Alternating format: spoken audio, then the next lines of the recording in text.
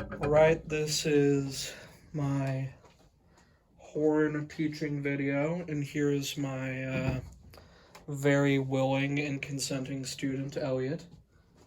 Say hi, Elliot. Hi, Elliot. Good job. Now, we'll be teaching you the horn today. Now, the horn, obviously, is to your right.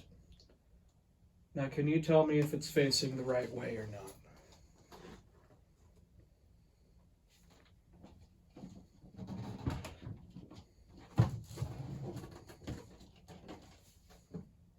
Open it from there. That's half the right answer. So the latches are supposed to be the latches are supposed to be facing you, so you're not having to lean over it and open it that way. So I should do it like that, or is that gonna be upside down? Have the logo side right up. So I'm gonna open it on my left side. Yeah. Do it like that.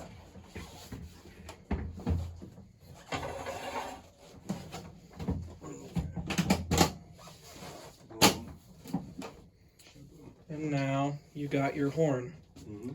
Now you're gonna want to grab it by this thick part here. You don't want to grab it by any part of the valve casing because that's all much thinner tubing. So just grab it out of the case. Yeah, there you go. Now the way you want to have it rested in your lap is kind of like you're hugging it. So flip it around. The bell should be facing the right. Yeah, that's your at rest position. So now you're going to want to grab that mouthpiece and just pop it in the end of the lead pipe.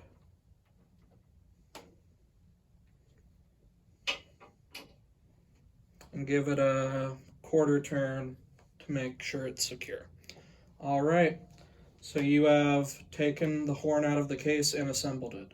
So now we're going to go over what the hands do.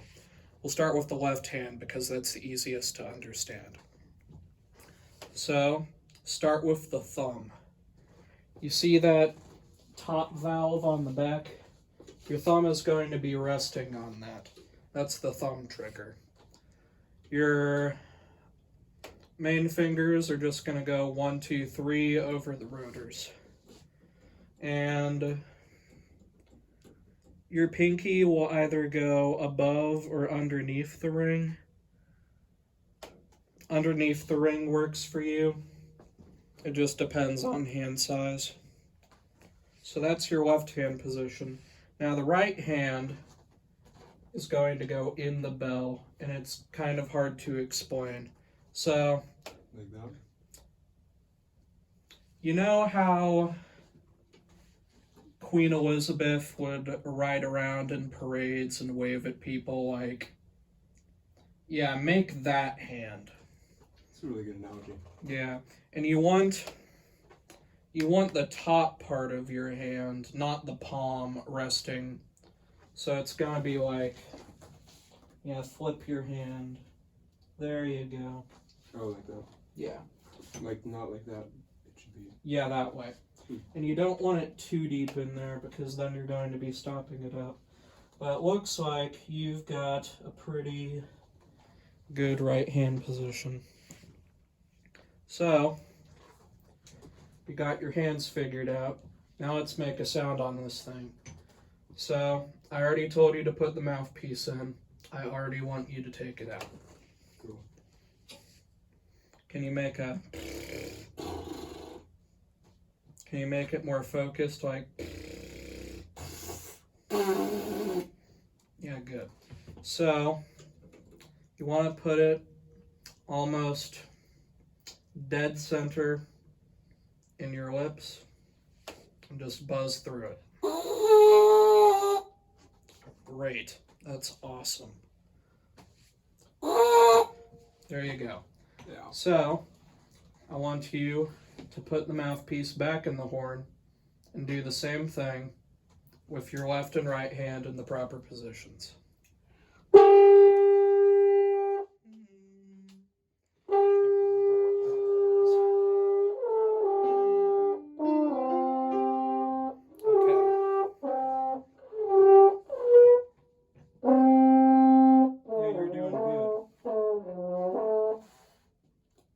rest before I leave? Yeah.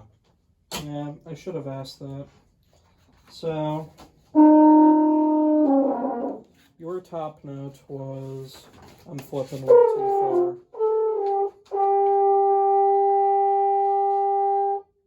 So that is a high C. So can you play lower and get to that G? There you go.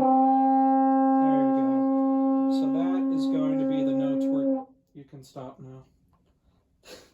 That's the note we're going to be descending down from here.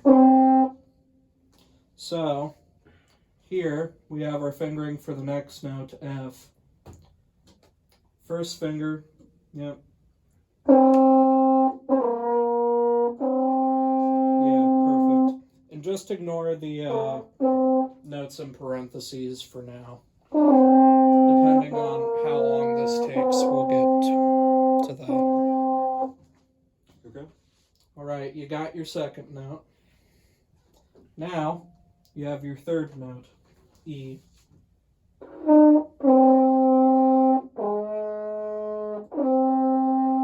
Okay, ignore the fingering in parentheses for now.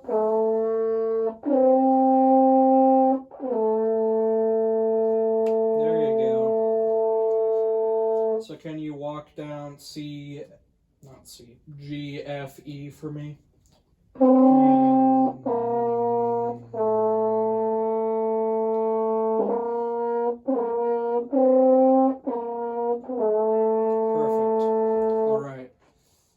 We're going to look at our D on the next page.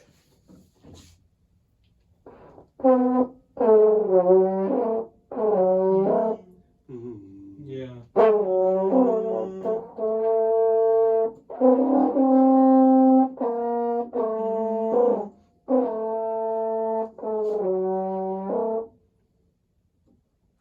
So 1 and 2? No, just 1. Ignore the... We're looking at the bottom one. I can see that. That was an editing mistake. There you go. Okay, you played an F sharp.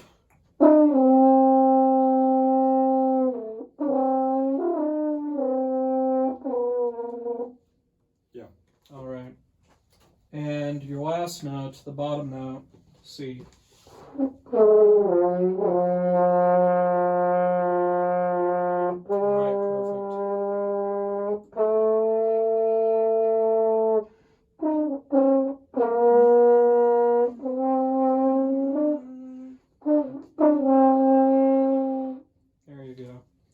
So, for our next note, I have to find out where it is in the book. Our next note is A. And this is where we're going to bring the thumb in. So, when we see a fingering that's in parentheses, that fingering is combined with the thumb trigger. So, on A, when it says parentheses 1, 2, it really means thumb trigger 1, 2. And we start using those fingerings once we get to the A in the staff. Gotcha. So horn has like usually 2 different fingerings for each note. Yeah, exactly. Why is that? So, this is actually a double horn, and the reason it's called a double horn is because it's actually 2 horns in one. Without the thumb trigger activated, the horn's in F, but when you have the thumb trigger down, it puts the horn in B flat. So that's why, if you're looking at all these valve tubings, each rotary valve has a different set of tubings, whether you're on the F or the B flat side. Gotcha. And the B flat side is used to play up in the higher range of the instrument. Now, will beginner horns have this stuff? Or like is a double horn like usually a more like professional? Some students may be having, some students may just have single horns. In that case, you just ignore the trigger. it's probably a good idea to get them to a double horn if they're not starting on one by at least high school, I would say. Gotcha. Because double horn is the industry standard, and for some players, like professional players, they'll use a triple horn, which has a second thumb trigger that puts the horn in E flat. Gotcha. That's for like up in the stratosphere stuff. But don't worry about triple horns. I've never played on one. Cool. How much time we got left? All right, can you just play that A for me with the thumb trigger?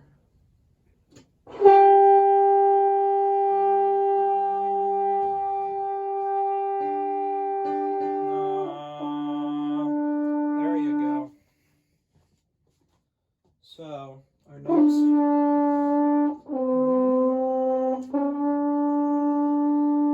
Yeah, just practice alternating from that thumb trigger A to the open G.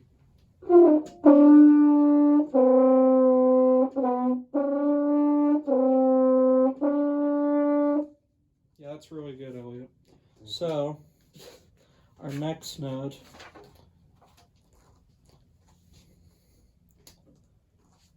So, I was dreading this because I really wanted to just teach you the C major scale, but it teaches you B flat first because I don't know, I'm not the one writing the book. So do a C Mixolydian. Yeah, C Mixolydian. Great for beginners. Yeah. Teach them how to play blues as fast as possible. Alright. So, same thing here. You want to use your bottom fingering, which is going to be thumb trigger 1.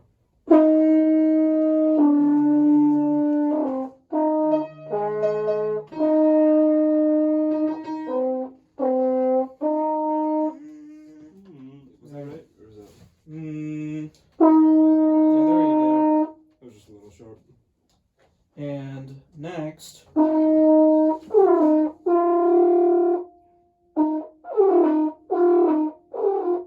Can you do it with the thumb trigger?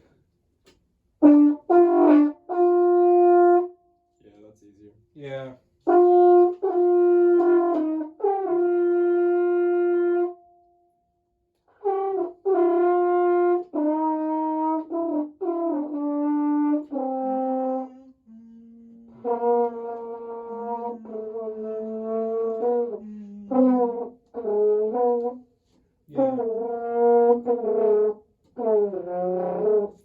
You're just trying to play the Mixolydian scale? Yeah. I was also just messing up the Yeah, no, you're good. All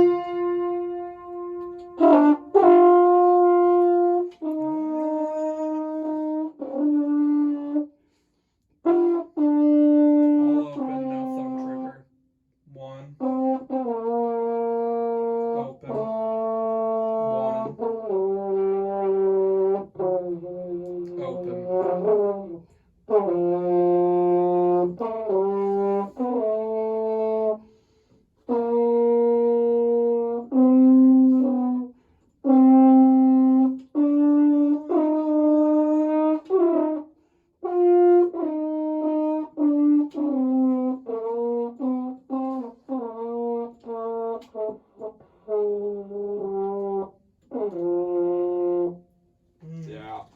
Yeah, that's really good stuff, Elliot. So, thanks. We're about out of time, so any other questions you want to ask about horn before we're done? What's the meaning of life? Shut up. I didn't have that in my lesson plan, I'm sorry to say. No. Thanks for teaching me how to play the French horn. No, of course. Thank you for being a great student.